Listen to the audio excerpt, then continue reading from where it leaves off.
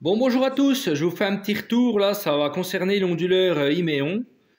Voilà, il y en a qui m'ont dit que c'était de la merde, hein, pour être clair, il y en a qui ont dit que c'était cher, il y en a qui ont dit plein de choses de négatives sur cet appareil-là. Moi j'en suis assez content niveau production, niveau fiabilité, il n'y a pas de problème. Pour l'instant, je crois qu'il a 2 ans, 1 an et demi, 2 ans hein, déjà. Et là, ce que je vous montre depuis là, en fait, c'est pour l'alimentation, l'entrée onduleur. Parce que moi, il est branché sur le backup, je le répète. Moi, il est branché comme un onduleur hybride type WKS et compagnie, quoi. Il y a un côté qui va sur le réseau, il se met entre le réseau et la maison, en fait. Voilà. C'est votre fil qui va du tableau électrique, du disjoncteur principal au tableau. Vous le coupez, vous mettez un côté sur l'entrée de l'onduleur et la sortie de l'onduleur qui alimente votre tableau. On est d'accord. Voilà, parce qu'il y en a qui n'ont pas trop compris le principe là. Bon, après, c'est compliqué, je ne conteste pas. Voilà, donc du coup, je vous montre là. Donc ça, moi, c'est pour attaquer l'entrée de l'onduleur côté réseau, pour couper le réseau, parce qu'on le fait manuellement. Hein, et annonce une belle semaine, on se dit, hop, on peut couper le disjoncteur principal, et puis il fonctionne très bien. Ça, c'est bien. Sauf qu'il y a un petit problème, des fois quand c'est un peu mitigé, ou des fois qu'on ne pense pas l'éteindre, hein, quand il y a donc 2, 3, une semaine de pluie, bon, ben, on se dit, on remet le réseau au cas où. Des fois ça passe, des fois ça peine juste. Bon, ça c'est pas le problème.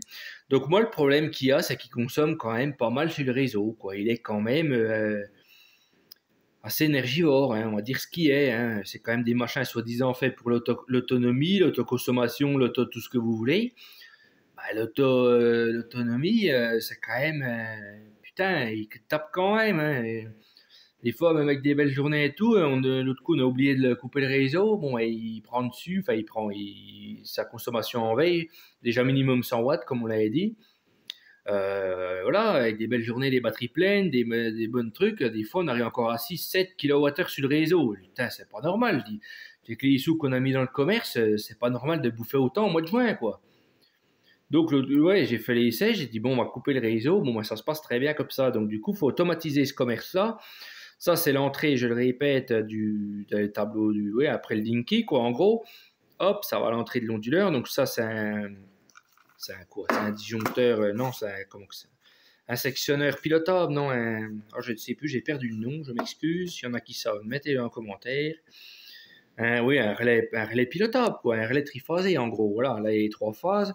L'entrée ici, admettons, 1, 2, 1, 3, 5, 7. Le neutre, phase 1, phase 2, phase 3.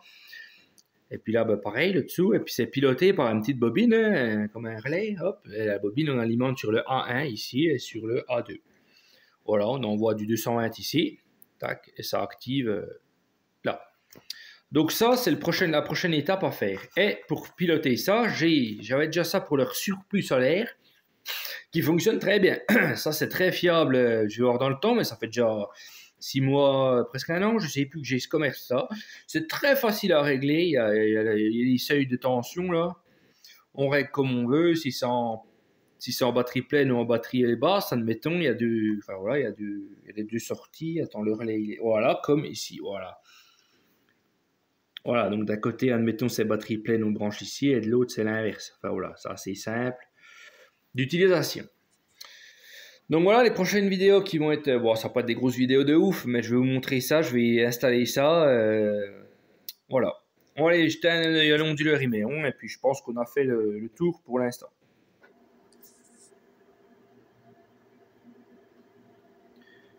Donc avant de voir l'onduleur Iméon, je vais vous montrer quand même le Victron, le chargeur. On a produit quand même 6319 kWh depuis qu'il est installé. Alors il est installé depuis, je dirais, 6 bons mois, 6-7 ans, hein. Ouais, 8 mois, 8-9 mois peut-être. Ouais. Voilà, donc là le 2 c'était la remorque solaire, elle n'est plus là, elle est chez mon beau-frère. Donc on est branché sur le 3 et 4 des structures solaires, le 3 2700 watts. Après c'est un peu gris aujourd'hui, un peu voilé, mais bon voilà. C'est bien, hein. C'est correct. Voilà, on produit 4200 watts. Allez, on va voir l'onduleur Iméon. Bon, voilà le bestiau, hein, vous vous en rappelez sûrement. Enfin voilà, l'installation. Voilà. Donc, le réseau arrive. Ben, le réseau est coupé d'ailleurs. Là. On a coupé depuis 3-4 jours, donc là on est bien à zéro, il n'y a pas de problème, on consomme rien quand même, hein. Minimum syndical, hein, par rapport à toute l'installation qu'il y a, ça c'est quand même le minimum. Voilà, donc du coup, l'idée c'est de brancher le relais comme j'ai montré tout à l'heure à l'entrée, enfin pas ici, mais là c'est le réseau, je crois. Voilà, grid connexion, c'est le réseau, et la sortie maison, elle est derrière sur un autre connecteur. Voilà.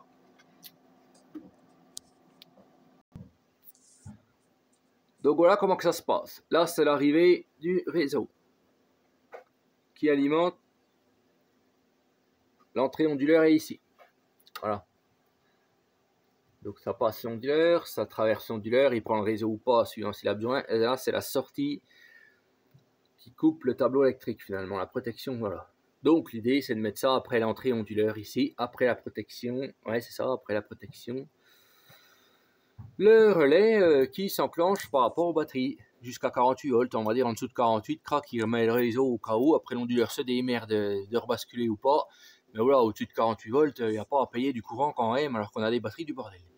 Voilà, écoutez, j'espère que c'est pas trop long, j'espère que vous avez à peu près compris le principe, mais bon, là, c'est une petite déception, enfin c'est une bonne déception quand même de cet appareil-là. Bon, et après, en fonctionnement, il est très bien, hein, il n'y a jamais eu de coupure, jamais eu de sécurité, jamais de problème, mais voilà. Allez, écoutez, je vous dis à bientôt pour la suite de ce paragraphe-là, on va dire.